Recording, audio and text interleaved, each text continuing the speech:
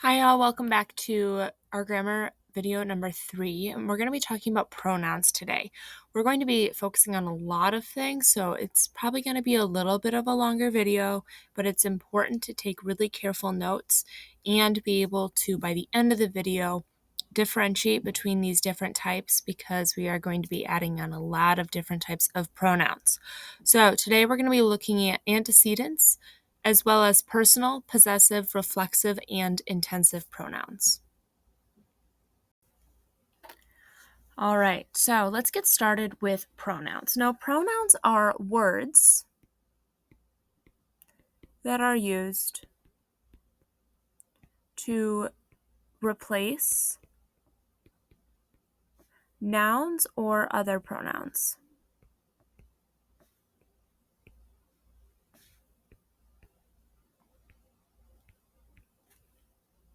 Antecedents are the words the pronoun is replacing.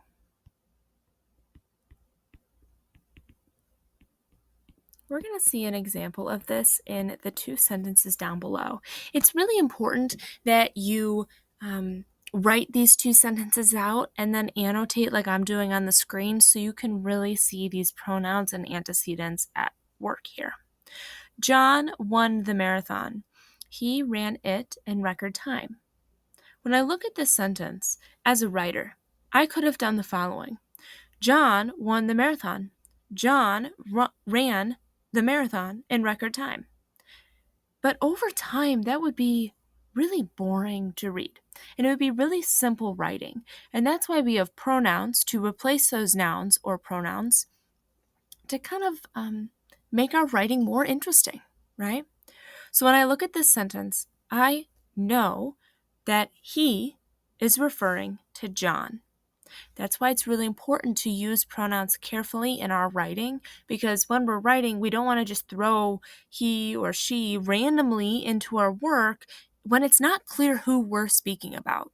So it's important as a writer to kind of keep an eye on that. But I know in this case, because I don't have any other characters in these 2 sentences, that he is referring to John. So I'm going to draw an arrow from he to John.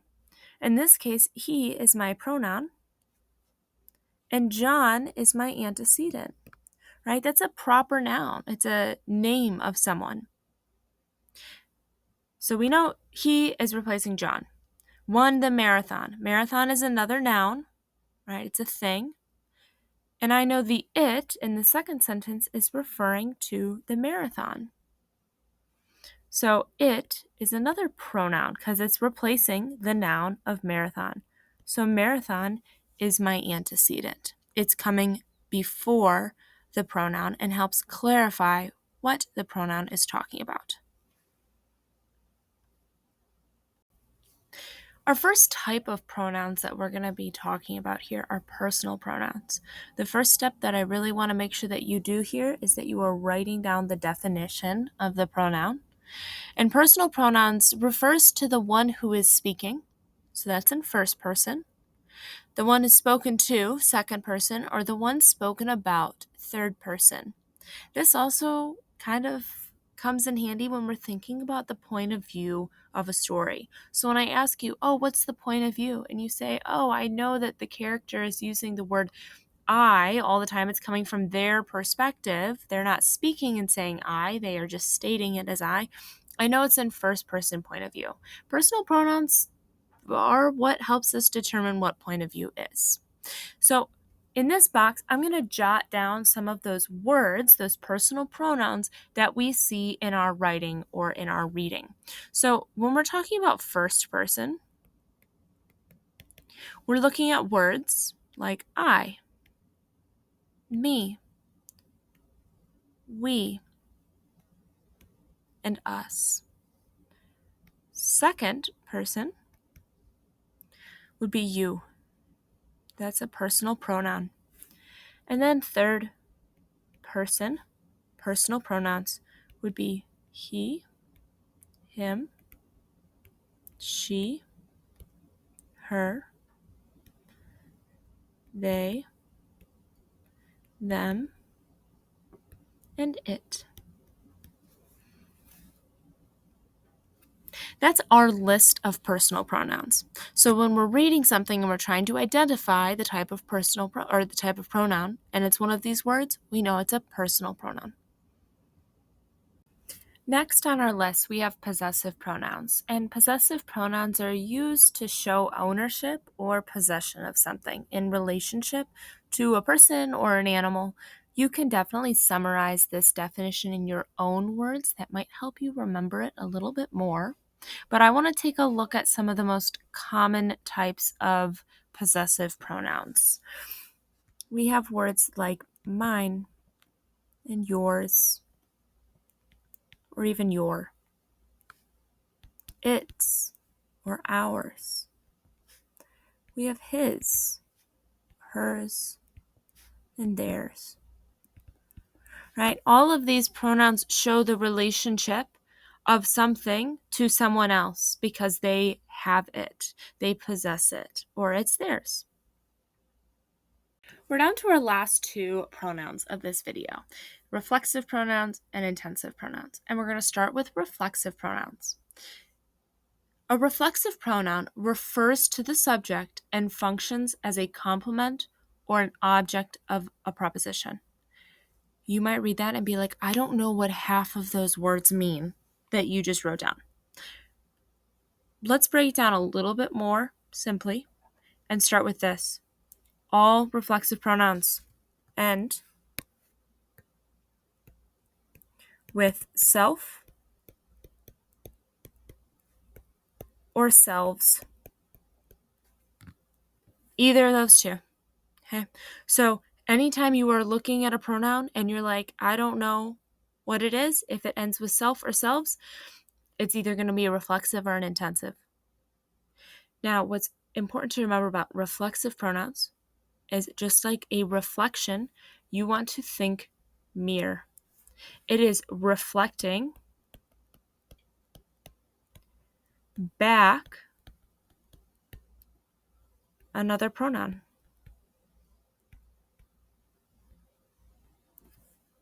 Let's take a look at this sentence, and I want to make sure that you have this written down in your example so that you can notice if it's a reflexive pronoun or not.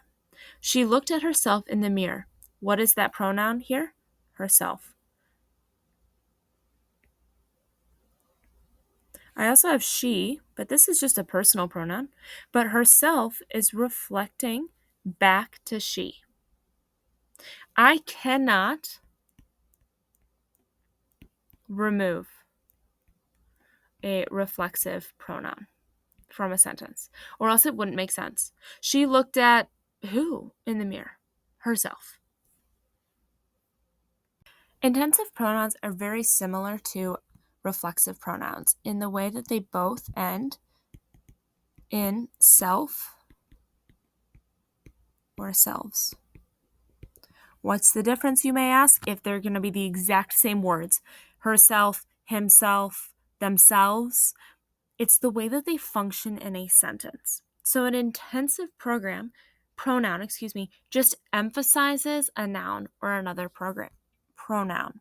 It's just extra information. Okay? It's not needed for the sentence to make sense.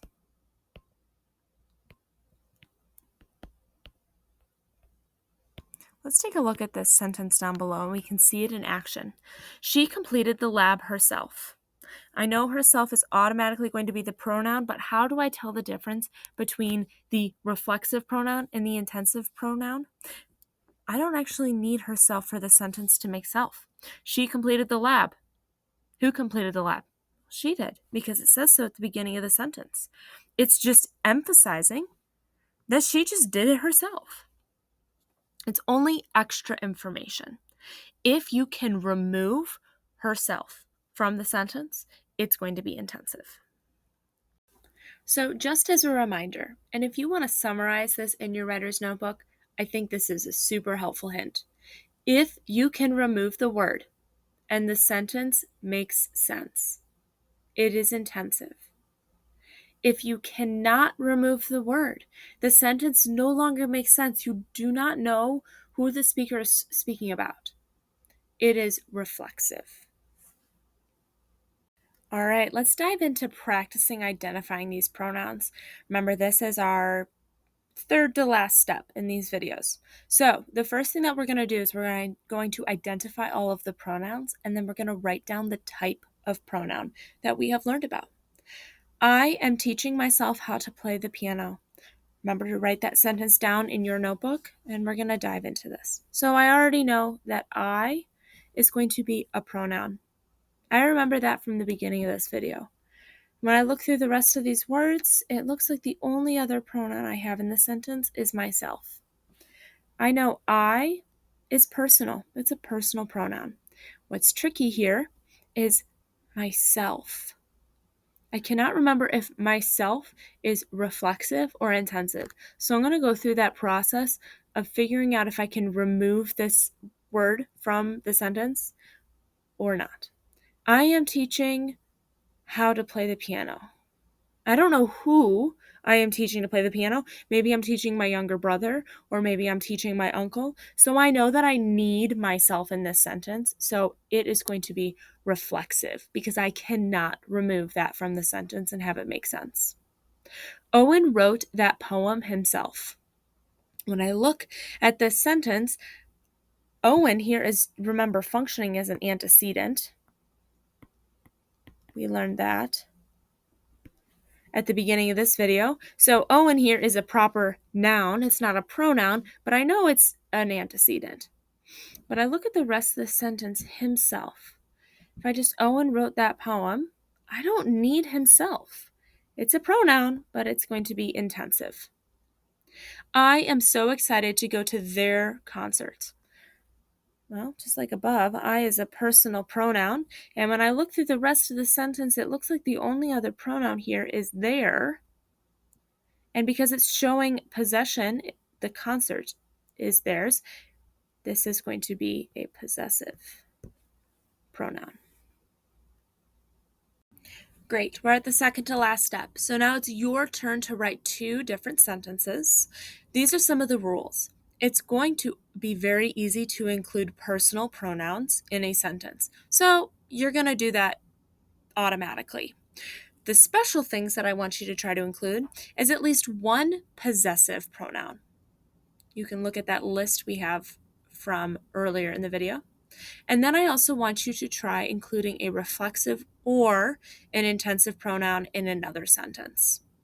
Okay, so remember, it's important to label the pronouns and any antecedents if you're including a proper noun, like a name, correctly.